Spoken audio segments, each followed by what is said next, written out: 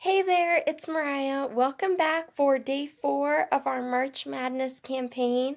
Can't believe how quickly it's all going by. It's crazy.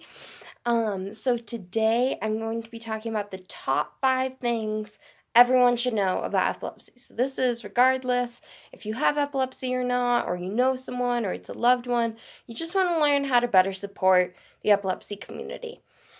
Before I begin, please be sure to like or subscribe down below, or comment or share this with your friends and family, because it is just so important for us to get the word out there together. And so I really appreciate any help in that at all. All right, let's get started. All right, so number 1 is that 1 in 26 people have epilepsy.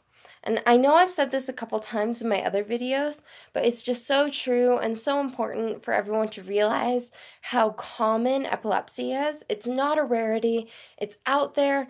Honestly, most people know someone that has epilepsy, and so it's just important to remember that it is so prevalent that we need to just be more aware of it and how to handle it and how to treat it as an illness. So just be aware, and if any of your friends or family ever come to you and say, hey, I have something I need to talk to you about, and they have epilepsy, just these are some good tips about how to know how to support them. All right, number 2, it is not contagious. So with a lot of people, they think epilepsy is contagious, and I'm not sure why, but I'm here to tell you epilepsy is not, it's not contagious. Let me emphasize that. Cannot catch it. It's not contagious. You don't have to worry. So if somebody has a seizure, don't run away and think that you can catch it. Just be there for them, because you can't catch it, and so really what they need in that moment is for someone to be there for them. All right. Number 3, so many successful people have had epilepsy. Okay, this kind of blows my mind, and I don't have time to actually list all of them, but the top 3 that come to my mind are Harriet Tubman, Theodore Roosevelt, and Alfred Nobel. So they all had epilepsy, which is crazy, kind of blows my mind. So honestly, if you have epilepsy, never ever let epilepsy get in the way of your dreams or goals, because look at all the work Harriet Tubman did with freeing the slaves, and Alfred Nobel has the Nobel Peace Prize named after him, so it's crazy. So just, yes, so many successful people have had epilepsy, and you could be the next successful person that has had epilepsy, so you just never know. All right, number 4, there's over 40 different types of epilepsy, so that's a lot.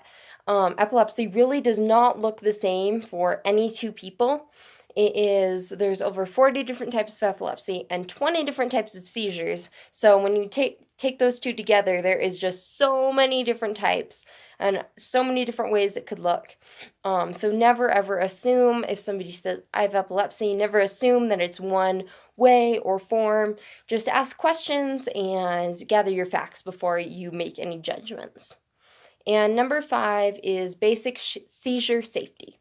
So everyone should know basic seizure safety, in my opinion. So basic seizure safety is actually pretty simple. It looks different for every different type of seizure, but if we're operating on the pretense of somebody having a tonic-clonic seizure, which is a big seizure, then basically all you have to do is roll them onto their side and make sure that nothing is blocking their airway. So if they're wearing a tight choker necklace or a tie or something, loosen it so that they can breathe. And honestly, just be there for them. Make sure put their head in your lap, or put a jacket or something soft under their head.